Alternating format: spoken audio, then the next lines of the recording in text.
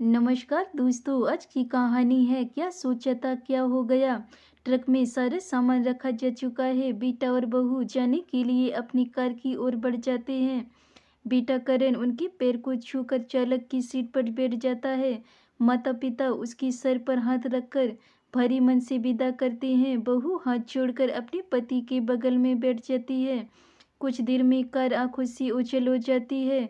माँ सावित्री अपने चेहरे पर बह रही आंसू को पोंछती है और पति के साथ धीरे धीरे कदमों से घर की ओर मुड़ जाती है।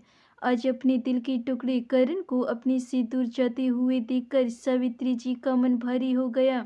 इतने बड़े घर में अब वह दो ही शरीर रह गए हैं, सावित्री जी और उनके पति सरमन जी। उनकी आत्मा, उनकी जान, उनका लाल, उनका बेटा करण उनसे दूर चला गया है।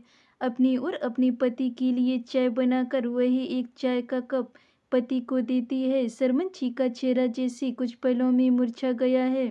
ऐसे लगता है वह गहरी सोच में है। क्या सोच रही हो, सावित्री जी पूछती हैं। एक आंख भरकर सरमन जी कहते हैं, क्या सोचा था क्या हो गया है। हमने कितने लाड़ प्यार से बेटे को पाला है, उनकी हर इच्छा पूरी की है। सोचा था कि जब बड़ा हो जाएगा तो हमारे बुढ़ापे का सहारा बनेगा। पर क्या पता था कि नियति को कुछ और ही मंजूर है। तुम्हें कितनी चाह थी कि करण का बड़ा होगा तो उसकी शादी होगी, बहू घर में आएगी और बच्चों की किलकारियां और शोर से घर की दीवारें गूंज उठेगी।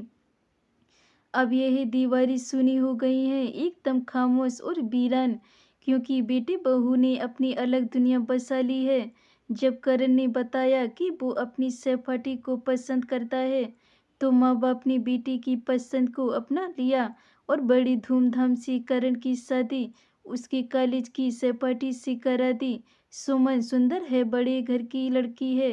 अत्यधिक लाड़ प्यार से पलने की वजह से उसके व्यवहार में अहंकार और आक्रोश भर गया है। सावित्री जी ने सोचा था कि बहू आएगी तो वह दोनों मिलकर खूब बातें करेंगी और घर का सब काम मिलजुल कर कर लेंगी। पर नहीं, सुमन को रसोई से चिढ़ थी। रसोई के नाम से मुंह बना लेती। सावित्री का हाथ तो क्या बटाती, उसका गीला तौलिया तक तो करण सूखने को डालता है। सुमन को न रसोई न घर के किसी काम में रुचि है। उसे तो क्लब और होटल में अपनी सहेलियों के साथ ताश खेलने का शौक है। हर दूसरे दिन उनके घर में पार्टी होती है, जिसमें मांस और शराब का सेवन होता है। बस यही सब सुमन को पसंद था। ऐसा नहीं कि उन्होंने सुमन को नहीं समझाया, करण से भी बात की, पर सुमन ने तो यहाँ तक कह दिया कि अगर उन्हें सब कुछ अच्छा नहीं लगता तो वो अलग हो जाते हैं। और उन्हें उम्मीद थी कि उनका बेटा तो बहू को समझाएगा, पर वह जोरू का गुलाम ने सुमन को समझाना तो दूर, उसका साथ दिया। बहू और बेटे ने अलग फ्लैट ले लिया और वहीं शिफ्ट हो गए। समय तो रुकता नहीं, चलता रहता है। अब माँ बाप को भी बेटे के बिना रहने की आदत हो गई थी। सुमन ने कुछ समय बाद एक प्यारी सी बेटी को जन्म दिया। अपनी पोती को देखने गए तो उन्हें हैरानी हुई कि पोती को आया ने अपनी गोद में लिया है और शीशी से उसे दूध पिला रही है। सावित्री जी का मन तो हुआ कि कहें बहू कम से कम अपनी बेटी को तो अपनी गोद में लेकर उसे अपना दूध पिलाया करो, उसको माँ होने का एहसास तो दिलाओ। पर वह कह न सकी। जानती थी बहू अभी खरी खोटी सुना देगी। कितने अरमान थे कि अपनी पोती को बड़ा होते देखेंगे, उनको साथ खेलेंगे, पर उनके सारे अरमान बहू की जिद और आधुनिक विचारधारा में बह गए। एक दिन रात के करीब 3 बजे होंगे, दरवाजे की घंटी बजती है। कौन हो सकता है। सरमन छी ने दरवाजा खोला तो देखा कि सुमन दरवाजे पर खड़ी रो रही है, साथ में उनकी पोती भी है। क्या हुआ बहू, रो क्यों रही हो। करण कहाँ है, सब ठीक तो है ना। सरमन जी बहू को इस तरह देख परेशान हो गए और उन्होंने प्रश्नों की बौछार लगा दी। पिताजी, करण का एक्सीडेंट हो गया है, वो हॉस्पिटल के आईसीयू में है। सुमन ने कहा तो सरमन जी सन रह गए। सुमन ने बताया कि रात को एक पार्टी से आ रही थी। करण अपने दोस्तों के साथ दूसरी कार में था। कार एक दोस्त चला रहा था, उसने कुछ ज़्यादा पी ली थी। एक ट्रक के साथ उनका एक्सीडेंट हो गया था।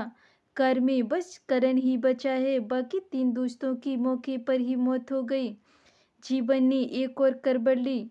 कल को क्या होना है कौन जानता है। सावित्री जी और सरमन जी जैसे माता पिता की प्रार्थना रंग लाई।